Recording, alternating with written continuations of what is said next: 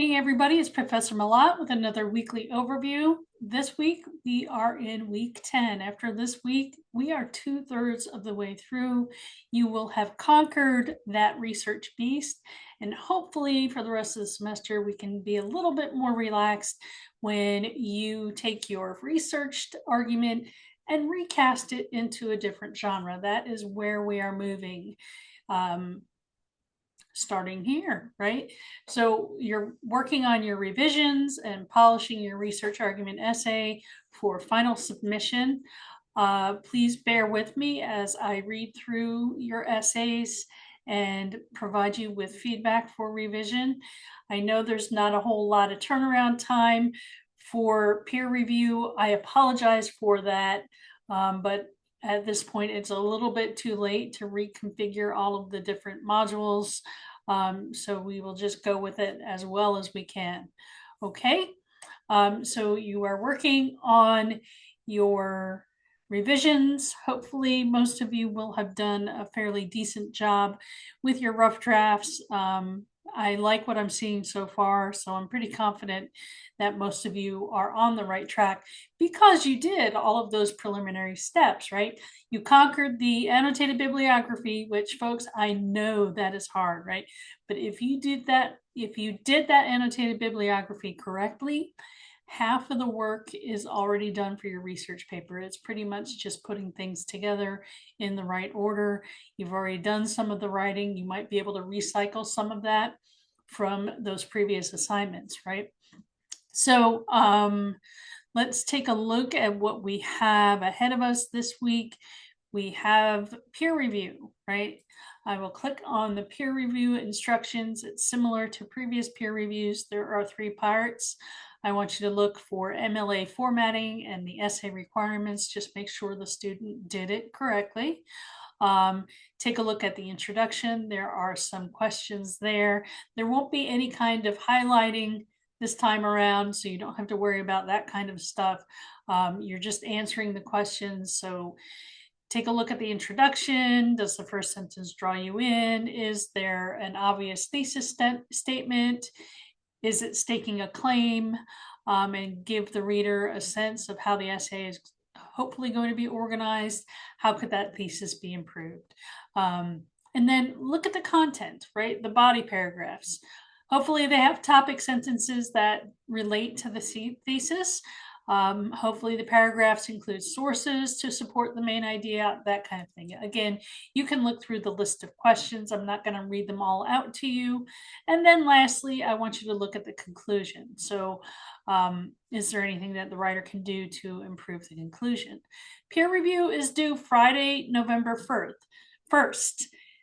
If you do not receive a peer's assignment to review, please don't freak out about it. You still will get credit just for submitting your paper, and we'll work from there. I don't want you to freak out about it just because you submitted a paper and you didn't get assigned a paper or something like that.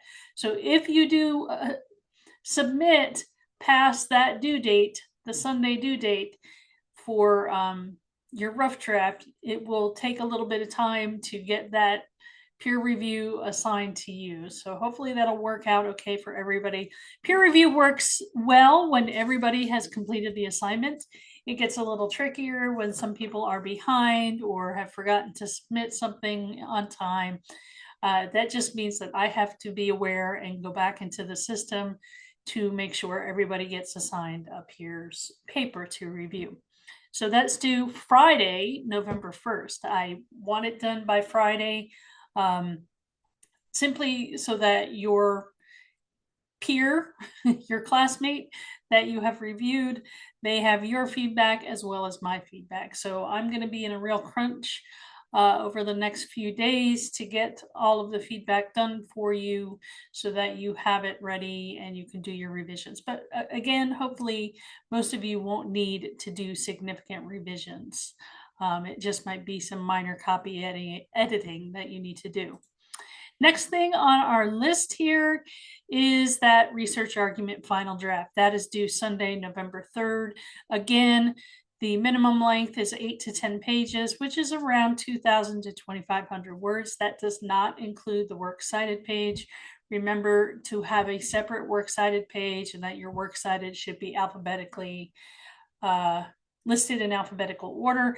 And remember, I know I pointed this out on some of your rough drafts, your works cited should not contain the annotations that you did for the annotated bibliography.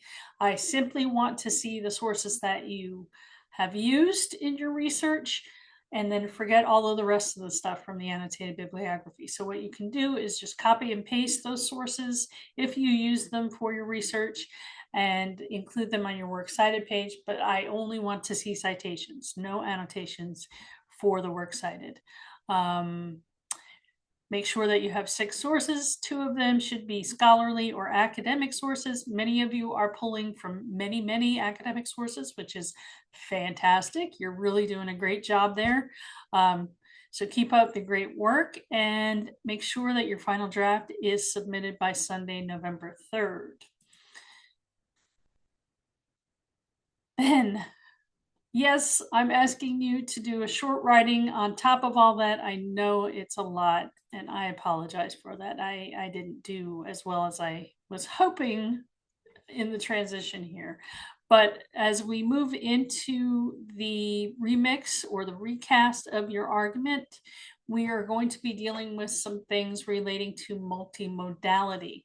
So I am providing this exercise for you. Typically, I do this in class with students, but because we are not meeting face-to-face, I still want you to be exposed to this information and understand how all of the different modes can go into, and be related to your recast. So it's good to understand, and this is similar to what you were doing with some of your rhetorical analysis. Look at the written words, look at the visual elements, think about audio elements, even though this is a still ad. Think about movement, expressions, and gestures, and then think how you can use those kinds of elements as you move into your recast project, right? So if you're drawn to a certain type of representation of information, that might be good for you to explore in your recast. So this is just to get you to start thinking about multimodality and that kind of stuff. There's some readings here.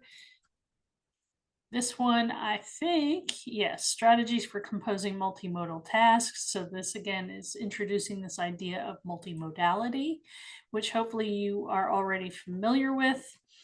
And then what else do we have for readings? We have a Canvas page on revision strategies. Of course, that's repeat information.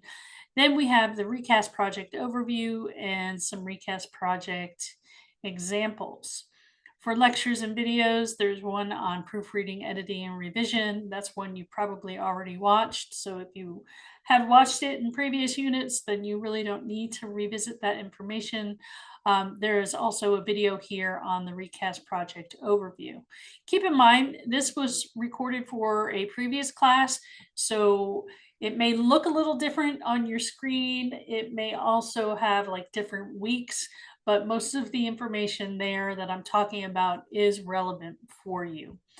But I want to open this Recast Project overview page just to show you what it looks like and to give you a brief introduction, but please watch the video because that tells you in greater depth. It goes over this page and the various related assignments in greater detail.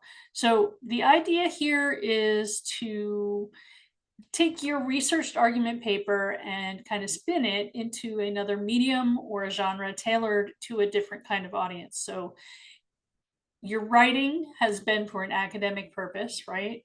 But now I want you to think about the thing that you argued in your paper and present it in a different way for a different audience and a purpose and context. So you'll accompany your recast project with a short rationale that explains the choices you made in creating and composing your recast project. So this kind of assignment is a little bit different because you need to repurpose your research argument and you're exploring some new mediums and different audiences. So you get to have this opportunity to kind of refocus your research in a different way, and consider some of the challenges that come with presenting your message in a new format. So for example, maybe you wrote a paper about social media affecting teens' mental health. I think that was a topic for a few of you. You could write a brochure that maybe guidance counselors could provide families, at schools, something like that. It would be something based on your research, right? You provide the research, but now you're spinning it in a different way. But there are many, many options that you can see. They're listed here. And again, I talk about those in great depth in that video that I discussed before. So this will be what you focus on for the rest of the semester. Again, it will be a little bit relaxed because you're not doing lots of research. You're just kind of putting that information in a different format. So, I'll be talking more about that in this Recast Project overview video. And that is that. If you have any questions regarding your peer review, if it hasn't been assigned, please, please, please remind me in an email, right? I'm going to be busy reading through everybody's drafts and making comments, as well as teaching on campus. I have 2 classes and I teach on Monday and Wednesday. Fortunately, they don't have any essay work. I thought ahead that much that I didn't schedule their work to be done at the same time as your work. That way, it's a little bit staggered and I can give each class the attention that they need for feedback. So if you have any questions or concerns, if you did not get a peer's paper to assign to you, please let me know. That should be done. The peer assignment should be going through by Monday. Probably when you're watching this, but if they are not, please let me know, okay? And I will work around it and I will go in and manually assign a person's paper if I need to do that. Okay, take care, have a fantastic week, enjoy the beautiful weather that we've been having. Happy Halloween, and I'll talk to you soon. Bye-bye.